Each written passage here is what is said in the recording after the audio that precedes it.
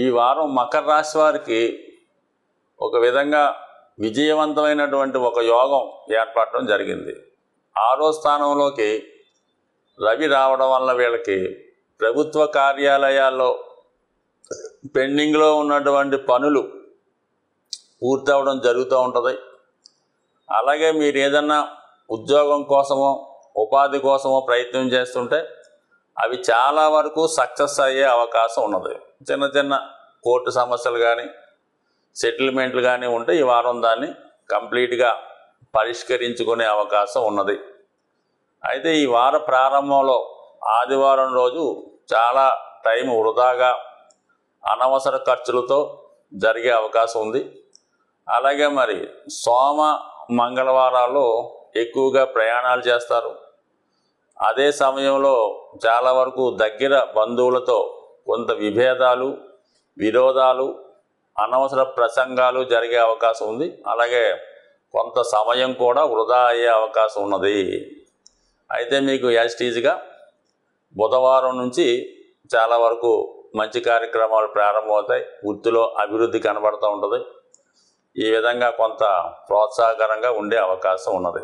అయితే మరి కుజుడు చతుర్థ స్థాన స్థితి వల్ల భూములు స్థిరాస్తులు మొదలగు విషయాల మీద ఉన్నటువంటి సమస్యల్ని పరిష్కరించుకునే ప్రయత్నం చేస్తారు. ఈ విషయంలోనే కొంతవరకు మరి దగ్గర రక్త సంబంధీకులతో కొన్ని గొడవలు ఇబ్బందులు వచ్చే అవకాశం ఉంది. ఏదైనా మీ అభివృద్ధి కొరకు ఏదైనా స్థిరాస్తి అమ్మే ప్రయత్నం, లేదంటే మీరు మీ యొక్క ఆస్తిని అంటే ఒక ఉమ్మడి ఆస్తి అనుకుందాం, దాన్ని ఏదో విధంగా అభివృద్ధి చేద్దామనో ఇంకో కార్యక్రమానికి ఉపయోగిద్దామని అనుకున్నప్పుడు దానికి మీ కుటుంబ సభ్యులు అంగీకరించకపోవడం, ఈ విధంగా కొన్ని చికాకులు మీకు ఈ వారంలో అది కుటుంబ సభ్యుల మధ్య ఏర్పడే అవకాశం ఉంది. కాబట్టి మరి దాన్ని సామరస్యంగా పరిష్కరించుకుంటే చివరికి ఒక పెద్ద వ్యక్తి ద్వారా సమస్య సాల్వ్ అయ్యే అవకాశం ఉన్నది. అయితే ఇంకా మీకు కుటుంబపరమైనటువంటి బర్డెన్స్, కొన్ని చెల్లించవలసిన రుణాలు బాధ్యతలు అప్పులు మిగలడం వల్ల వాళ్ళ నుంచి కూడా ఇటువంటి సమయంలో మీకు కొంతవరకు ఒత్తిడి ఏర్పడే అవకాశం ఉంది.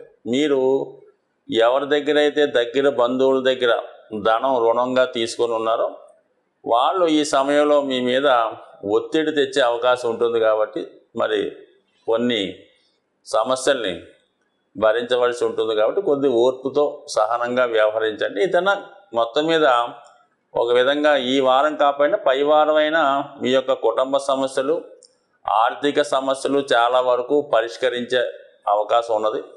ఏదైనా ప్రభుత్వపరమైనటువంటి సహకారం కానీ ప్రభుత్వ రంగ సంస్థల్లో రుణ ప్రయత్నం కానీ చేస్తుంటే అది ఖచ్చితంగా వచ్చే అవకాశం ఉన్నది. అయితే విద్యార్థులకి చాలా అనుకూలంగా ఉండే అవకాశం ఉంది.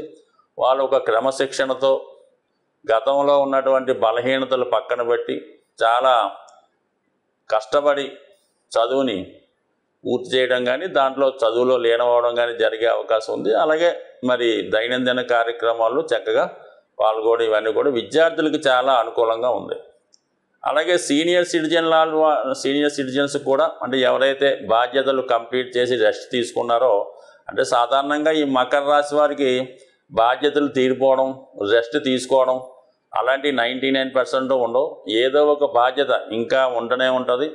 ఏదో ఒక సమస్యలో వాళ్ళు ఇన్వాల్వ్ అవుతూనే ఉంటారు. ఇంకా దేన్నో దాన్ని పట్టుకొని దానికోసమే ప్రయత్నం చేస్తూ ఉంటారు. కాబట్టి సాధారణంగా వీళ్ళకైతే ఉండదు. అయితే కొంతలో కొంత ఏదైనా పుణ్యక్షేత్రాన్ని దర్శించడం, అలాగే ఏదైనా వాళ్ళ పిల్లల కొరకు వాళ్ళ అభివృద్ధి కొరకు ఏదైనా పుణ్య కార్యక్రమాల్లో పాల్గొనడం, వారి కొరకు ఏదైనా పూజ పునస్కారాలు దైవానికి అభిషేకాలు లాంటివి చేయించే ప్రయత్నంలో కొంతవరకు ఉండే అవకాశం ఉంది. ఏదైనా ఇంటర్నల్గా ఏదో ఒక బాధ్యత వీళ్ళు నెత్తిన వేసుకొని తిరుగుతూ ఉంటారు. ఇప్పుడు ఫ్రీ అయితే అవకాశం అయితే ఉండదు. కాబట్టి సాధ్యంత వరకు చూడండి. బట్ మీరు ఏదైనా పని చేసే ముందు కుటుంబ సభ్యుల సలహా తీసుకోండి. వాళ్ళ యొక్క సహకారంగా తీసుకుంటేనే మంచిది తప్ప ఏది మీరు స్వతంత్రంగా చేసినా స్వతంత్రంగా నిర్ణయం తీసుకున్నా ఖచ్చితంగా దానికి ఒక వ్యతిరేకత కలిగే అవకాశం ఉంది. దానివల్ల మీరు కొంత మనస్తాపానికి ఇబ్బందికి కూడా గురయ్యే అవకాశం ఉంది. కాబట్టి ఈ సమయంలో మీరు చాలా వరకు ఇతరుల సహకారం అంటే ఇతరుల కన్నా మీ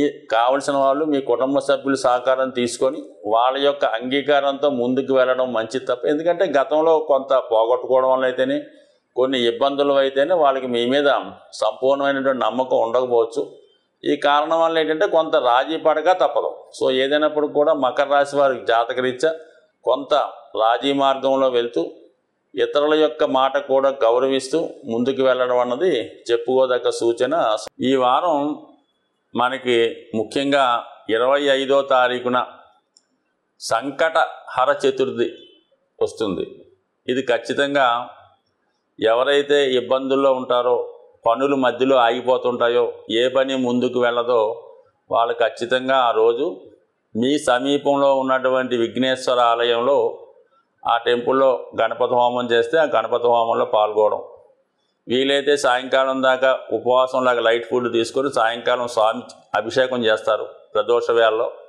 ఆ అభిషేకం కూడా తిలకించి దాని తర్వాత మీరు చక్కగా భోజనం చేయొచ్చు. ఇది విద్యార్థులు, వ్యాపారస్తులు అందరూ కూడా చేయొచ్చు. అయితే మనకి ప్రతి నెల కూడా కొన్ని ఇంపార్టెంట్ డేస్ ఉంటాయి.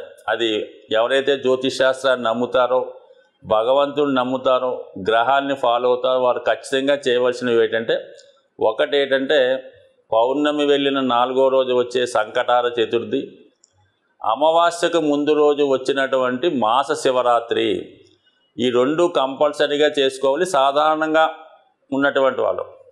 ఇంకా బెటర్ రిజల్ట్ కావాలి అనుకున్న వాళ్ళు కామన్గా పౌర్ణమి రోజు ఉపవాసం అంటే ఆహారం తీసుకోవచ్చు, కానీ సాత్వికమైన ఆహారం తీసుకోవడం ఉంటుంది.